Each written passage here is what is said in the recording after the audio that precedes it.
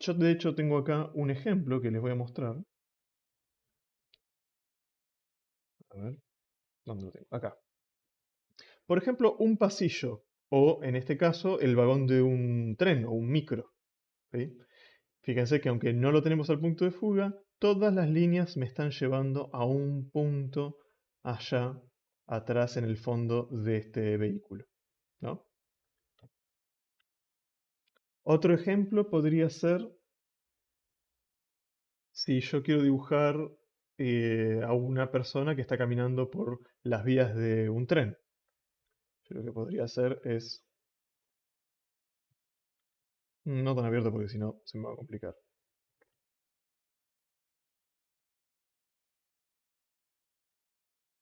Acá yo tendría los rieles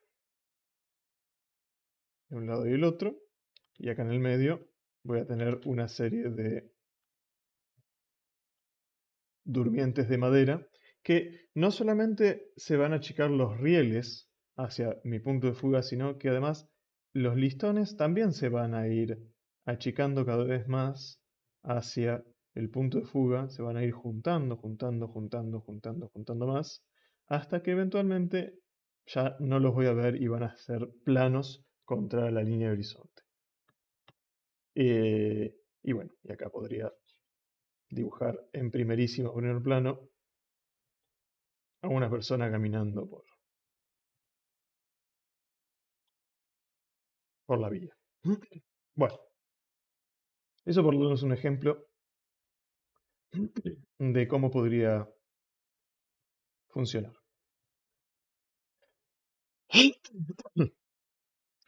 Ahora, un tipo de perspectiva lineal más común es la perspectiva a dos puntos de fuga. Y esto es un ejemplo.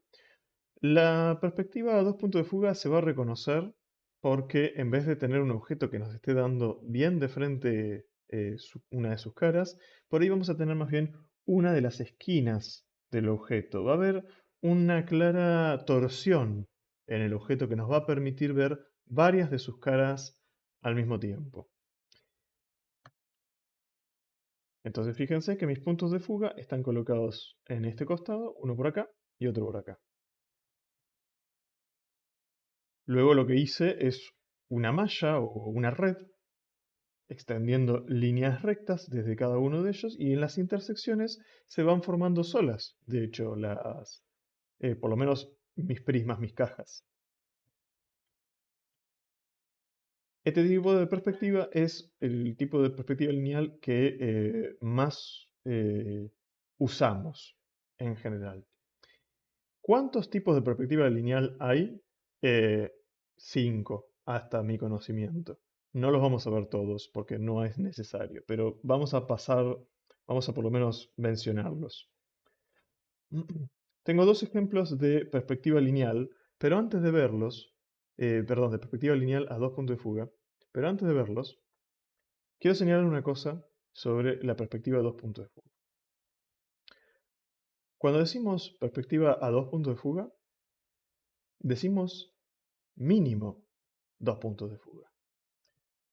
Me refiero a esta relación de tener un punto de fuga acá y otro acá. Bien, ya está cumplido.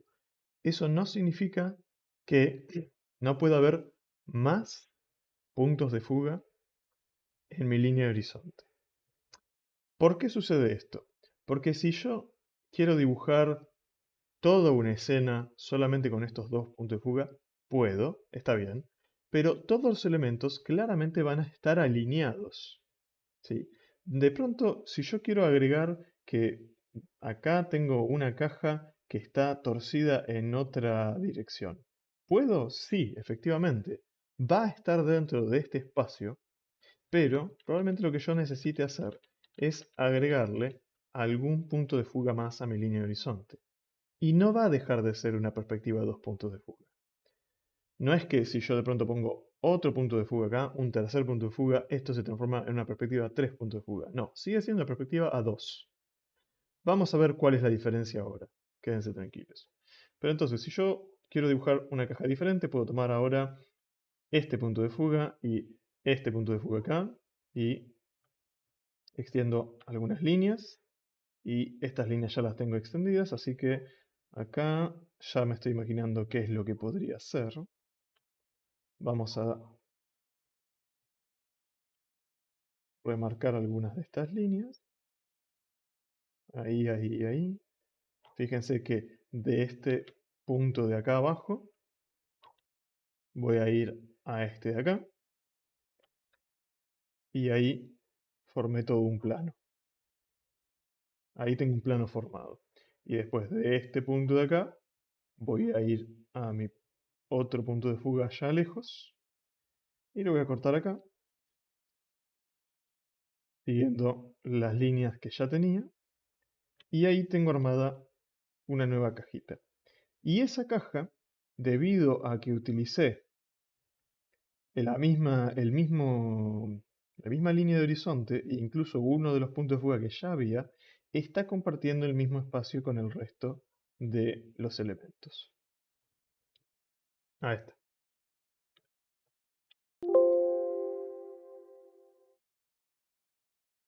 Un segundito que esto se está portando mal mi pincel. Ahí está. Bueno, y ahora voy a mencionar superficialmente dos tipos de perspectiva más y vamos a pasar a otra cosa. Los ejemplos antes, me estaba olvidando. Acá yo traje dos ejemplos de perspectiva a dos puntos de fuga. Esto de acá es casi un diagrama de un vehículo. Está muy bueno. Fíjense que si yo tuviera que ponerle puntos de fuga, probablemente yo tendría uno por allá y luego otro en esa dirección y se perdería fuera de mi lienzo. Que ese es otro elemento que tal vez sea para otra clase, discutir para otra clase. Muchas veces no vamos a tener nuestros puntos de fuga en la hoja.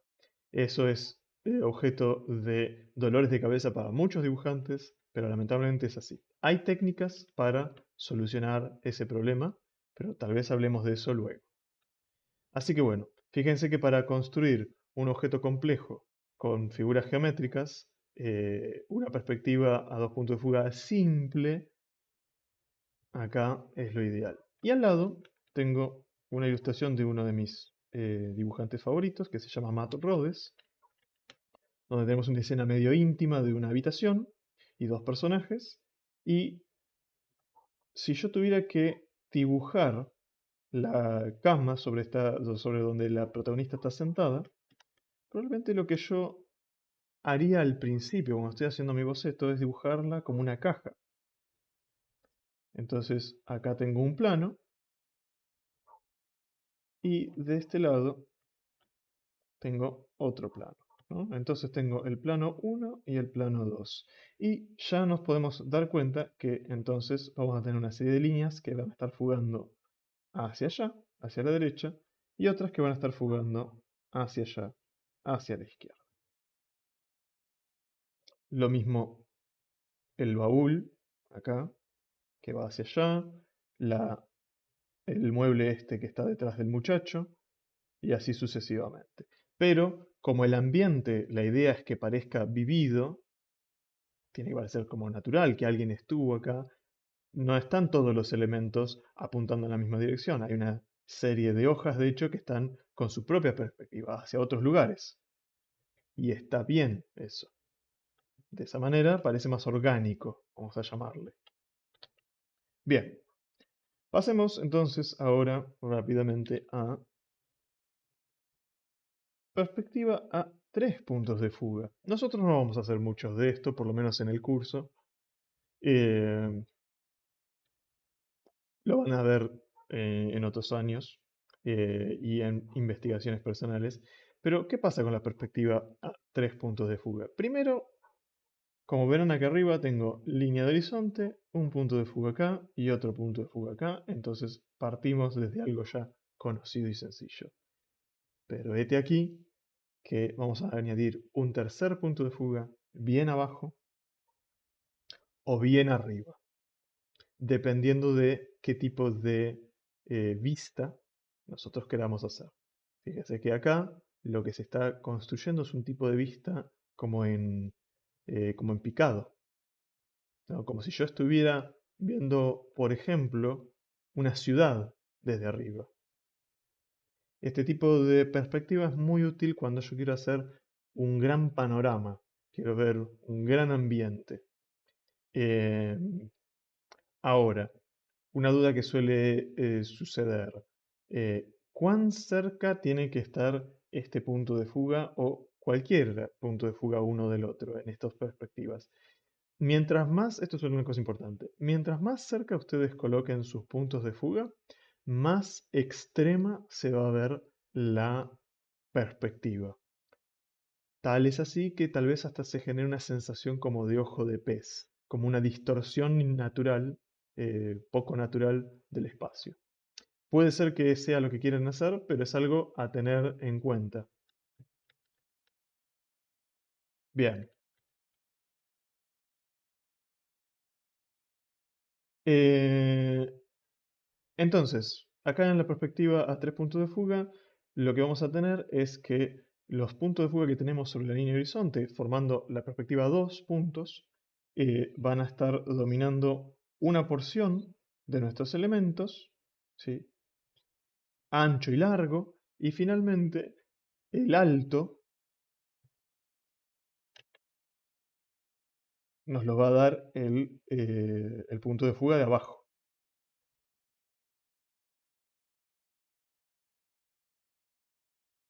Bien, y veamos dos ejemplos. Vamos. Acá tengo unos ejemplos. Fíjense este castillo, para dar esa sensación de que es monumental. No solamente el autor le puso un montonazo de detalles, sino que colocó al personaje muy, muy, muy, muy chiquitito, bien abajo, para potenciar esta vista. En el medio tenemos también este puente que está como interrumpiendo un poco la visión y sin embargo el castillo sigue subiendo, todo para dar esta sensación de que este lugar es inconmensurable. Sensación bastante parecida en esto creo que era un concept art de un videojuego. eh, Está sucediendo básicamente lo mismo. Con un agregado, diría yo. Fíjense que acá la construcción sigue, pero está como más opaca. Eso es perspectiva atmosférica, lo que ya habíamos estado viendo. Así que las cosas se pueden combinar.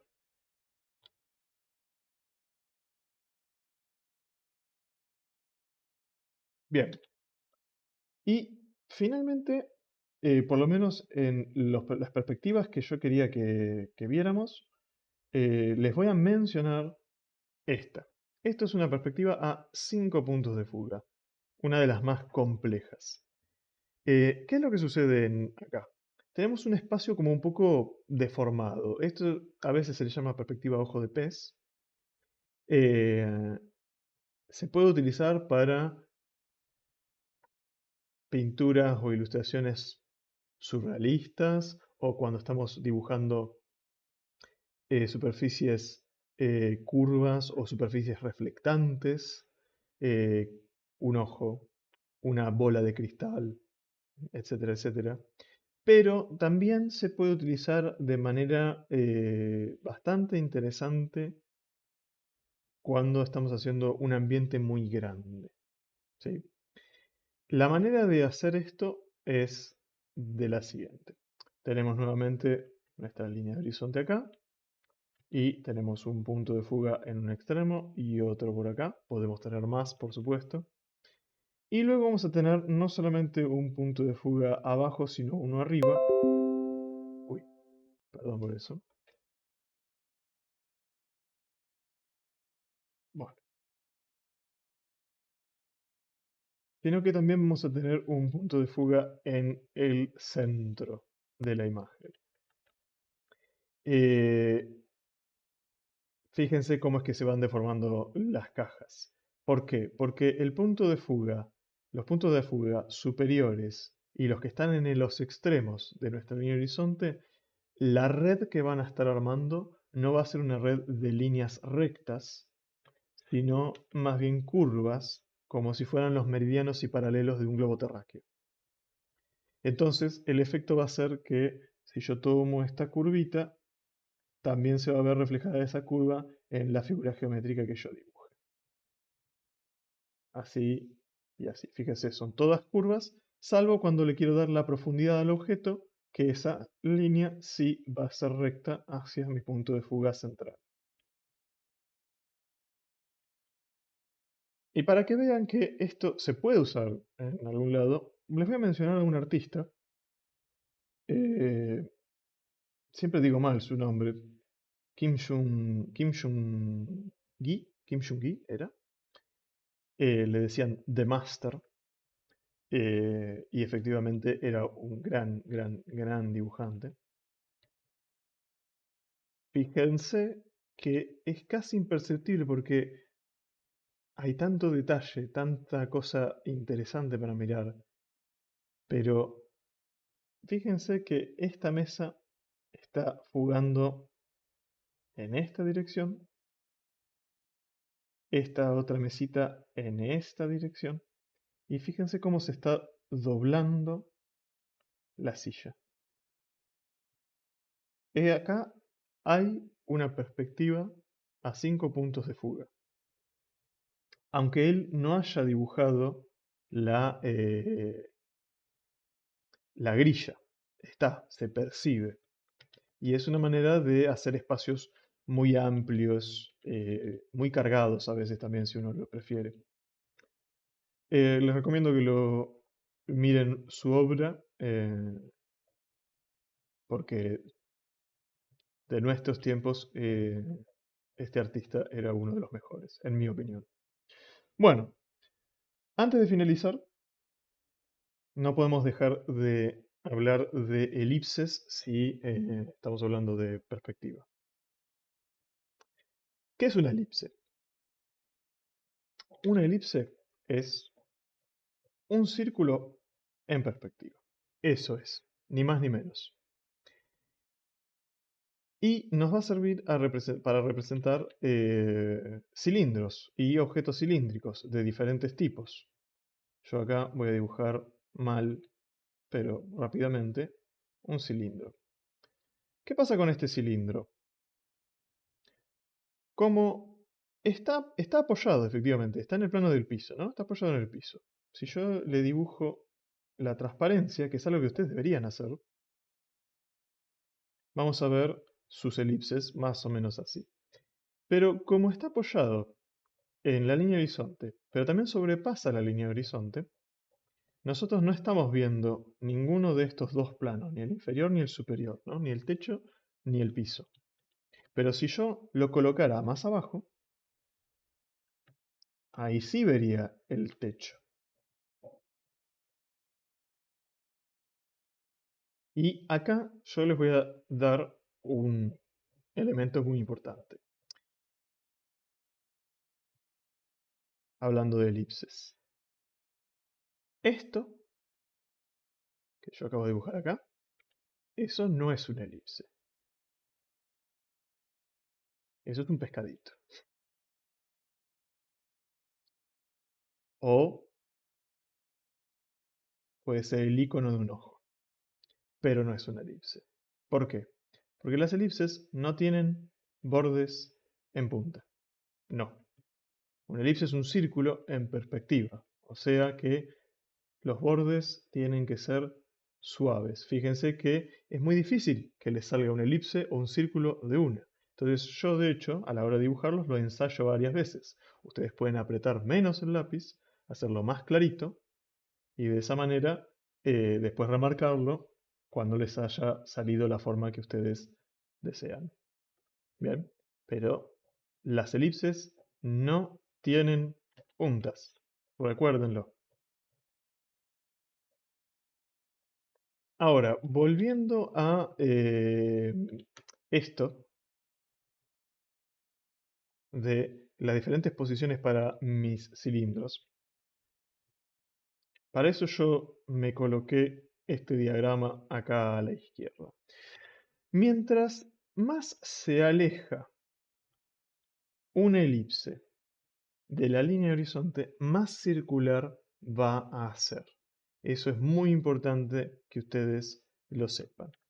Y elipses que estén una al ladito de la otra van a presentar las mismas características. ¿A qué me refiero? Vuelvo a hacer un cilindrito acá. Si mi elipse a esta distancia es así de ancha, y básicamente sería, por ahí estoy haciendo como una latita, fíjense que el techo ya lo voy a hacer un poco más fino. Por ahí no tan fino como lo estoy haciendo, estoy exagerando, pero va a ser más chico.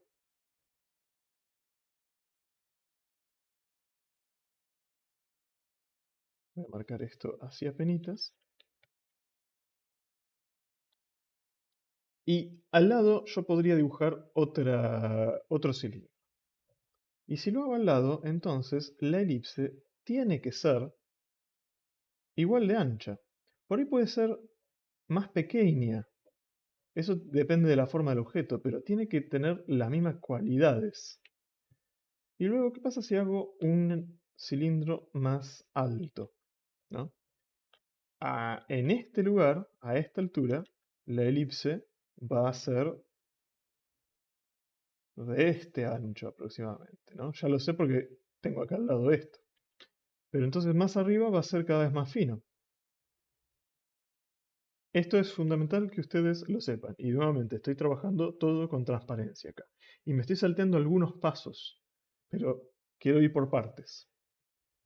Así que bueno, acá tienen estos diagramas, repásenlos. Una elipse que esté justo en la línea de horizonte no va a ser más una elipse, va a ser una línea recta. Ahora, dejando eso de lado, yo hasta ahora estuve dibujando cilindros mal, por decirlo de alguna manera.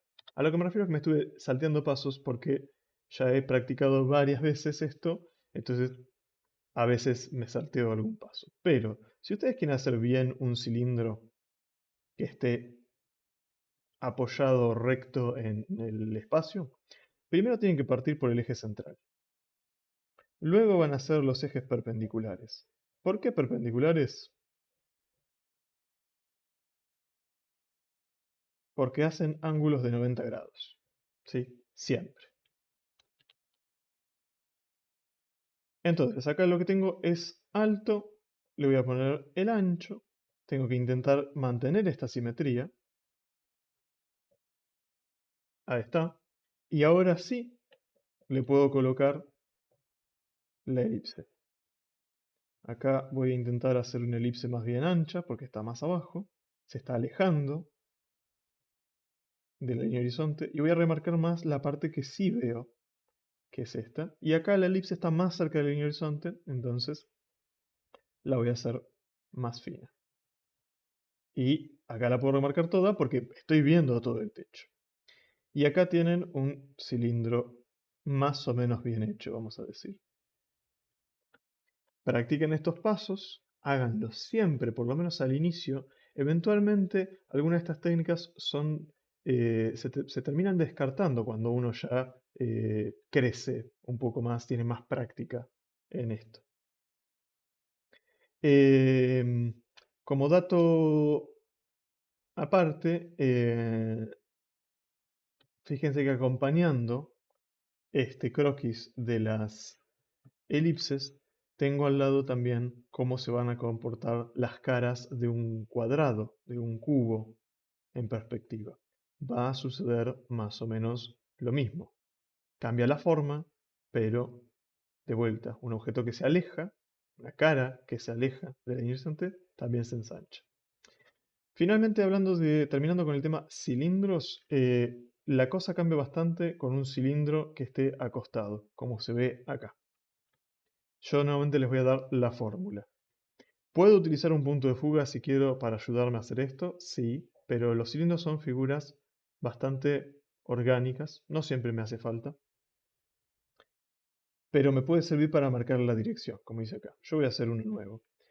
En este caso voy a utilizar esta línea como mi eje central para mi cilindro. Luego lo que voy a hacer es marcar nuevamente los ejes perpendiculares, asegurándome de que nuevamente hagan 90 grados. ¿Sí?